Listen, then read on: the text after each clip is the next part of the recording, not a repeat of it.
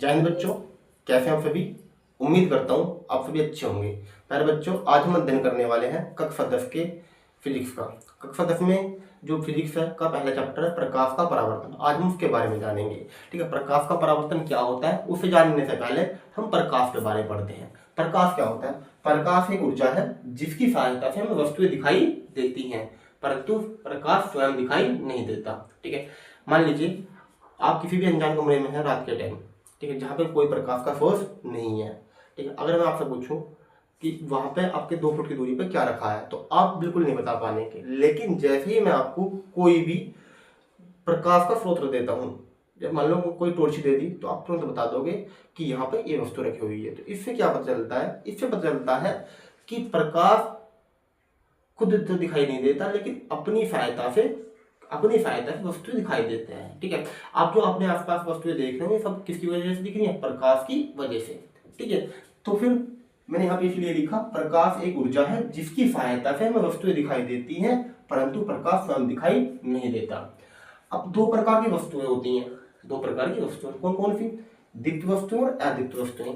दीप्त वस्तुएं क्या है? दीप्त वस्तुएं होती हैं वे वस्तुएं जिनका खुद का प्रकाश होता है, जैसे कि सूर्य, बल्ब, लैंप आदि। तो ये सब क्या है? आपके दीप्त वस्तु, क्योंकि सूर्य के पास अपना प्रकाश होता है, लैंप के पास अपना प्रकाश होता है, और बल्ब के पास भी क्या होता है? अपना ही प्रकाश होता है। इसी तरह से आप और भी एग्जांपल दे सकते हैं, जैसे आग वगैरह। ठीक है, ये भी क्या है? इनके पास भी क्या होता है? अपना खुद का प्रकाश होगा।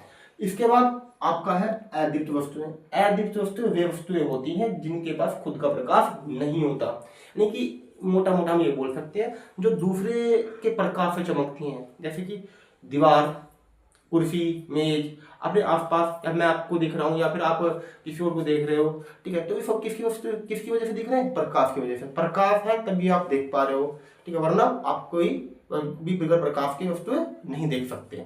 तो वे वस्तुएं जिनका खुद का प्रकाश नहीं होता वे क्या कहलाती है? हमारी अदीप्त वस्तुएं। ठीक है, जैसे कुर्सी, मेज, दीवार आदि।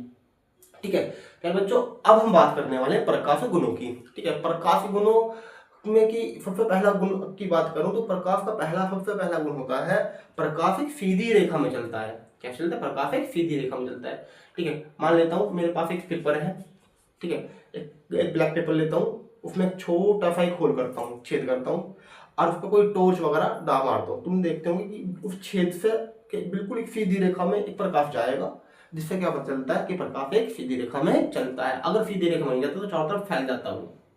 ठीक है, फैलने का मतलब क्या हो गया? वो चारों तरफ भाग रहा है प्रकाश। लेकिन आप क्या देखोगे, जो होल कर रखा है आपने उसके अंदर क्या रहेगा? प्रकाश एक सीधी रेखा में जाएगा। ठीक है, तो इससे पता चलता है कि प्रकाश एक सीधी रेखा में चलता है। फिर अगला गुण है प्रकाश की चाल 3 गुना 10 की पावर 8। 3 गुना 10 की पावर 8 मीटर पर सेकंड होती है, यानी कि प्रकाश की जो चाल होगी, प्रकाश की जो स्पीड होगी, वो 3 गुना 10 की पावर 8 मीटर पर सेकंड होती है। उसके बाद प्रकाश की द्वितीय प्रकृति होती है। द्वितीय प्रकृति कैसे?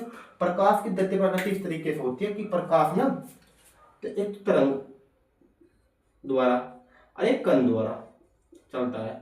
कण जो हम चैप्टर पढ़ने वाले हैं यहाँ पर प्रकाश कक्षा 10 में जो चैप्टर पढ़ने वाले हैं, वो प्रकाश जो चलता है कण के द्वारा चलता है। ठीक है, और जो हम 11वीं और 12वीं कक्षा में अपर क्लास में जो पढ़ने वाले हैं वो है तरंग के द्वारा प्रकाश। ठीक है, तो अभी फिलहाल हम क्या जानेंगे कि प्रकाश की क्या होती है? द्वितीय प्रकृति होती है। यानी 2 प्रकार की प्रकृति रखता है।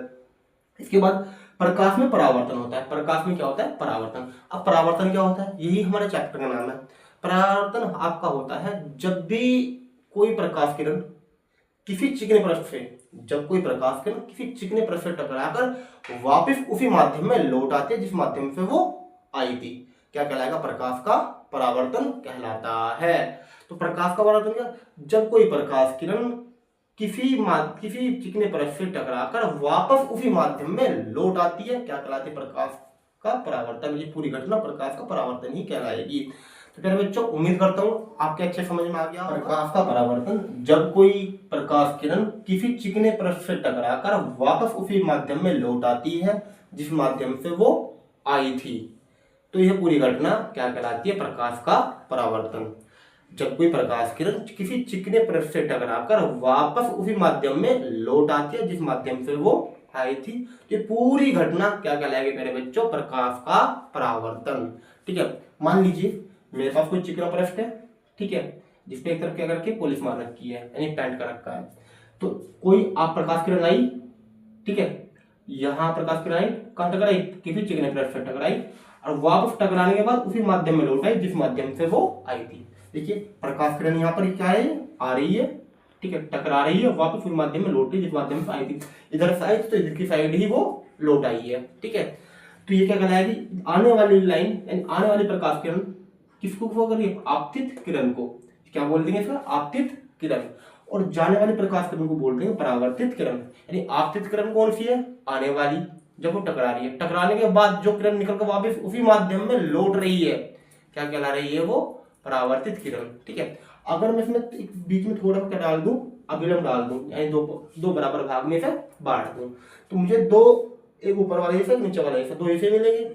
तो क्या होगा, जो ऊपर वाला हिस्सा होगा उसे बोल दूंगा उससे बनने वाला एंगल कहलाएगा हमारा एंगल आई, और नीचे वाला जो एंगल बनने वाला वो एंगल कहलाएगा आर, ठीक है। ये वाला एंगल आई कहलाएगा आपतन कोण, क्या कहलाएगा, आपतन कोण, और ये एंगल आर कहलाएगा परावर्तन कोण, ठीक है। एंगल आई आपतन कोण, एंगल आर परावर्तन कोण, ठीक है।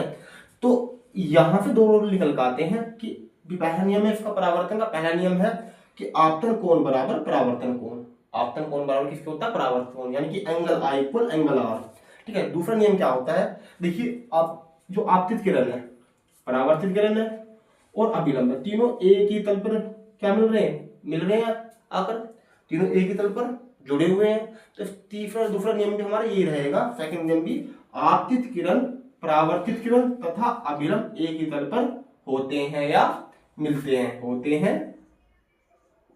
ठीक है। यानी क्या बताया, जब कोई प्रकाश किरण किसी माध्यम से, ऐसा बोलते हैं, जब कोई प्रकाश किरण किसी चिकने परत से टकराकर वापस उसी माध्यम में लौट आती है जिस माध्यम से वो आई थी, तो ये पूरी घटना प्रकाश का परावर्तन कहलाता है, ठीक है। कोई चिकना परत ये हो गया, आपतित किरण आई, टकराई, टकराने के बाद वापस चली गई, वापस जाने वालों को बोल दिया परावर्तित किरण, बीच में अभिलंब डाल दिया, ऊपर बनने वाला एंगल आई होगा, नीचे बनने वाला एंगल आर होगा। तो पहला नियम कहलाएगा हमारा, ठीक है, आपतन कोण बराबर परावर्तन कोण, यानी angle I equal angle R. दूसरा नियम कहलाएगा आपतित किरण, परावर्तित किरण और अभिलंब तीनों एक ही तल पर होंगे, ठीक है। तो ये हमारे दो नियम है परावर्तन के, ठीक है। तो प्यारे बच्चों आपको समझ में आ गया होगा, धन्यवाद।